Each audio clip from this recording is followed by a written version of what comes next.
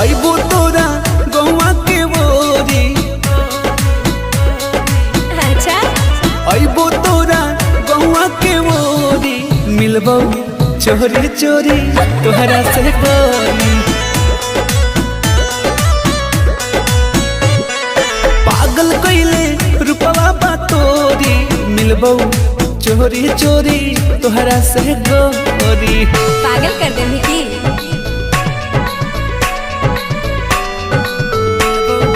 चोरी चोरी तोहरा से गोरी।